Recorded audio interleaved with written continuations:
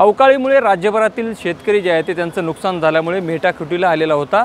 दिवाळीपूर्वीच जे आहे ते शासनाने अनुदान देण्याचं जाहीर केलं होतं, मात्र आता दिवाळीच्या नंतर शेतकऱ्यांच्या खात्यामध्ये अनुदानांचे पैसे जमा व्हायला सुरुवात झालेली आहे। मात्र त्यामध्ये प्रशासकीय जे अधिकारी आहे जे पंचनामा करतात ते पंचनामा करण्यासाठी थेट पैशाची मागणी शेतकऱ्यांकडून करत असल्याचा आरोप आणि त्या पद्धती तक्रार नागपूर जिल्ह्यातील नरखेड तहसीलदाराकडे जे आहे ते देण्यात आले आहे। आपल्यासोबत स्वतः तक्रारदार शेतकरी आपण त्यांच्याकडून जाणून घेऊया। भाऊ, अनुदानाचे पैसे जे आहे ते याला सुरुवात झाली आहे, मात्र प्रशासकीय अधिकारी आपल्याकडनं पैसे मागत असल्याची आपण तक्रार केली आहे। काय नेमकं प्रकरण? आमच्याकडे पेठमुक्तापूर गावामध्ये येत्या 2 दिवसाच्या अगोदर पैसे यायला सुरुवात झाली। त्याच्यामध्ये आम्हाला असं 10-15 शेतकऱ्यांचं असं आढळलं की त्यांच्या शेतामध्ये संत्रा झाडं, मोसंबी झाडं किंवा सोयाबीन हे असतानासुद्धा त्यांना पैसे मिळालेच नाही। पण ज्यांना मिळाले थोडे बिलकुल, जसं शेतकरी सरकारने आखून दिलं होतं 22,500 रुपये हेक्टरी संत्रा मोसंबीला मिळणार आहे, 8,500 रुपये सोयाबीनला मिळणार आहे आणि कपाशीला, तुरीला पैसे मिळणार नव्हते। हे असं आम्हाला पेपरच्या माध्यमातून किंवा तुमच्या चॅनलच्या माध्यमातून आम्हाला माहिती मिळाली होती। त्याच्यानंतर आम्ही ते लिस्टा चेक केल्या त्याच्यामध्ये आणि लोकांच्या शेतकऱ्याच्या खाती दोस्तामित्राकडून चेक करायचा प्रयत्न केला, तर ज्यांच्या शेतामध्ये सोयाबीन नाही, संत्रा मोसंबी नाही, अशा शेतकऱ्यांना खूप सारे पैसे मिळाले। 45,000 रुपये जवळपास त्यांच्या खात्यामध्ये गेले। आणि ज्यांच्या शेतकऱ्यामध्ये संत्रा मोसंबी आहे किंवा सोयाबीन आहे अशा शेतकऱ्यांना पैसेच मिळाले की तुटपुंजी 5,000, 4,000, 3,000 असे पैसे मिळाले। आम्ही ठीक आहे, होऊ शकते, त्या काय सर्वे केला त्यात आम्ही सर्वे करण्याच्या कर्मचारी जो त्यांचे सध्याला जो काही अनुदान जाहीर झालं आहे तो संत्रा मोसंबी शेतकऱ्यापुरतंच मर्यादित आहे। कापूस पिकावाला पीक आणि सोयाबीनला पण होता। कापूस पीक सोडून, कापूस आणि तूर सोडून सोयाबीनला पण होतो, पण सोयाबीनला 8,500 रुपये हेक्टरी आणि संत्रा मोसंबीला 22,500 हेक्टरी आणि फक्त 2 हेक्टरची मर्यादा होती। त्याच्यानंतर आम्ही असं माहिती घेतली, लिस्ट चेक केल्या, तर आम्हाला 1-2 शेतकरी असे आढळले का त्यांच्या शेतामध्ये जे ज्यांच्याबद्दल मिळणार होते पैसे ते त्यांच्या शेतामध्येच नाही आहे, पेराच नाही आहे। पण त्यांना आमची तर एक ग्रामसेवकाकडे ते त्यांचं सर्वेचं दिलं होतं, तर त्या सर्वे ते ग्रामसेवकांनी कुठंतरी आम्हाला निदर्शन आलं की त्यांनी काही शेतकऱ्यांना पैसे मागितले किंवा आम्हाला तुम्ही 60% पैसे द्या किंवा तुम्हाला जर आम्ही 50,000 45,000 रुपये जर काढून दिले तर आम्हाला 30,000 आम्हाला द्या, 15,000 तुम्ही घ्या, असं त्यांनी संगनमत करून तिथले कर्मचारी असं करून त्यांनी तो सर्वे केला।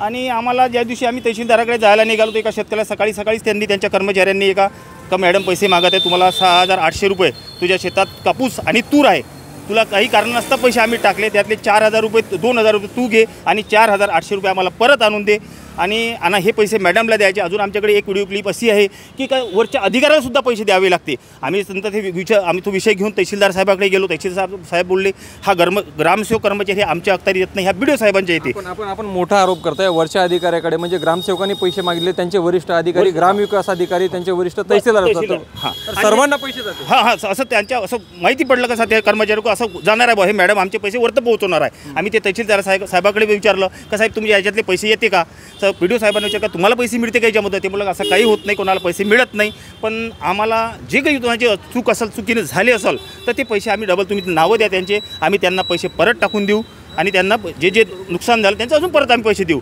पण आमचं मागणी एवढीच होती का ज्या कर्मचाऱ्यांनी असा घोड मागच्या वेळेसही असाच घोड झाला होता, मागच्या वेळेला 36,000 रुपये हेक्टरी मंजूर झाले होते आणि बऱ्यापैकी कर्मचाऱ्यांनी खूप सारा त्यात पैसा घेऊन बऱ्यापैकी चुकीचे सर्वे करून आणि काही आम्ही कंप्लेंट करून काही त्यातून मार्ग निष्पन्न झालं नाही। यावेळेस आम्ही तहसीलदार साहेबांना किंवा बीडीओ साहेबांना सांगितलं का साहेब याच्या तात्काळ आम्हाला निलंबनाने डिसमिस पाहिजे, आम्हाला निलंबन करून त्या मॅडमचं बिलकुल त्यांना घरी पाठवा आणि एवढा अमाप संपत्ती त्या कर्मचाऱ्यांनी कमावलेली आहे तर ते आम्ही सांगितले आमच्या पद्धतीनं। ठीक आहे, त्यांना त्याचं बोलले तर आम्हाला 2 दिवस वेळ द्या, शनिवार रविवार आला, सोमवारी आज आम्हाला सांगतो बोलले काय कारवाई केली काय नाही। आणि आम्ही सगळ्या शेतकऱ्याची मागणी हेच आहे का त्या ग्रामसेवक कर्मचाऱ्यांची श्वेता खांडले मॅडम त्यांचं आम्हाला निलंबन पाहिजे, बस दुसरी आमची काही मागणी। आणि ज्या शेतकऱ्याला पैसे कमी मिळाले, ज्यांना मिळाले त्यांना मिळालो, त्यांचं नशीब चांगलं, पण ज्यांना कमी मिळाले त्यांना डबल तात्काळ पैसे देण्यात यावे अशी आम्ही तहसीलदार साहेबांना निवेदनसुद्धा दिलेलं आहे। अगदीच पालकमंत्र्यांनी याचा थेट आदेश दिलेला आहे, 24 तासामध्ये चौकशी करा आणि संबंधितांवर कारवाई करण्याचे आदेश जे आहे ते देण्यात आलेले आहे। मात्र ज्या पद्धतीने आता ग्रामसेवक अधिकारी जर असं शेतकऱ्यांकडनं जर पैसे जर मागत असतील आणि एकीकडे शेतकऱ्यांप्रती जे आहे ते सरकार सहानुभूती दर्शवते, शेतकरी म्हणून तुम्ही काय सांगा? आम्ही तर जर ज्या ऑडिओ क्लिप तुम्ही दाखवली एका चॅनलला आज न्यूज चॅनलला प्रसारित झाली त्याच्यानंतर आम्हाला असं वाटतं का 33,000 कोटीची जे आम्हाला हे दिली मंजुरी दिली सरकारने, त्यातले 33,000 कोटी ते 27,000 कोटी तर कर्मचारीच घेऊन चालले।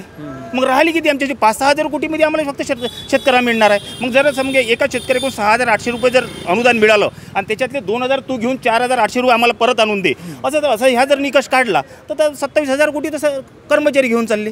एक महत्त्वाचा प्रश्न, जी ऑडिओ क्लिप जे व्हायरल झालेलं आहे यामध्ये संभाषण करणारे व्यक्ती कोण आहे, कोणत्या पदावर आहे आणि संभाषण करणारा शेतकरी तुम्ही स्वतः आहात? नाही, संभाषण करणारा शेतकरी मी नाही आहे. एक संबंधित आमच्या गावातला शेतकरी आहे, तो शेतकरी घाबरला, तो शेतकरी देणार नाही आहे. आता उत्तर नाही, ठीक आहे ते त्यांच्या खात्यात पैसे आले, आम्हाला कोणीही शेतकऱ्याचं नुकसान करायचं नाही. जे भेटले त्याच्या नशिबानं मिळाले, त्याच्यात काही असो, पण त्याचं खरोखर पुढील व्यक्ती ह्या ग्रामपंचायतच्या कर्मचारी जो ग्रामसेवक खांडे मॅडम आहे त्यांचा कम्प्युटर ऑपरेटर म्हणून आहे, तो व्यक्ती त्यांचं काम पाहते. त्यांनी अशी मागणी केली आहे असं आम्हाला निदर्शन. म्हणजे त्यांच्या माध्यमातून ग्रामसेवक मॅडम जे आहे ते गावकऱ्यांना शेतकऱ्यांना अशा पद्धती पैशाची मागणी करतात? बिलकुल बिलकुल 100% बरोबर. नक्कीच आपण पाहू शकतो की नागपूर जिल्ह्यातील नरखेड तालुक्यातील हा सगळा प्रकार आहे. एक ऑडिओ क्लिप जे आहे ते व्हायरल झालेलं आहे, ज्यामध्ये शेतकऱ्यांनी तक्रारदारांनी सांगितल्याप्रमाणे ते ऑडिओ क्लिपमध्ये ग्रामपंचायतील ग्रामसेवक मॅडमचा ऑपरेटर आहे, त्यांचा आवाज आहे आणि शेतकऱ्यांशी ते त्या पद्धतीने संवाद साधतो आहे. मात्र एकूणच पाहायला गेलं तर अनुदानाची रक्कम दिवाळीपूर्वी शासनाने जे आहे ते शेतकऱ्यांच्या खात्यात जमा करणार अशा पद्धतीने आश्वासन दिलेलं असताना दिवाळीनंतर आता कुठेतरी शेतकऱ्यांच्या खात्यामध्ये पैसे जमा व्हायला जे आहे ते सुरुवात झालेली आहे. मात्र अशा पद्धतीने जे पंचनामे करणारे अधिकारी असतील ते ग्राउंड लेवलवर शेतकऱ्यांकडून पैशाची मागणी करत आहेत. जर शासनाच्या निकषानुसार तुम्हाला जर पैसे जर अनुदान जर हवं असेल तर आम्हाला पैसे द्या, अन्यथा तोकडी रक्कम देऊन द्या. ते शेतकऱ्यांना त्यांच्या तोंडाला जे आहे ते पान पुसण्याचं काम होतं असलं थेट आरोप आता शेतकऱ्यांकडून करण्यात आलेला आहे. त्यांनी संबंधित तक्रार तहसीलदाराकडे केलेली आहे आणि नागपूरचे पालकमंत्री चंद्रशेखर बावनकुळे यांनी 24 तासामध्ये या संपूर्ण प्रकरणाची चौकशी करून याच्यावर कारवाई करण्याचे आता आदेश दिलेले आहेत. त्यामुळे नक्कीच या प्रकरणावरती आता कशा पद्धतीने कारवाई होते आणि शेतकऱ्यांना कसा न्याय दिला जातो हे पाहणं महत्त्वाचं असणार आहे. लोकशाही मराठी करता मी ज्ञानेश्वर पवार, नागपूर. लोकशाही मराठी ऐका, पहा, जागरूक रहा.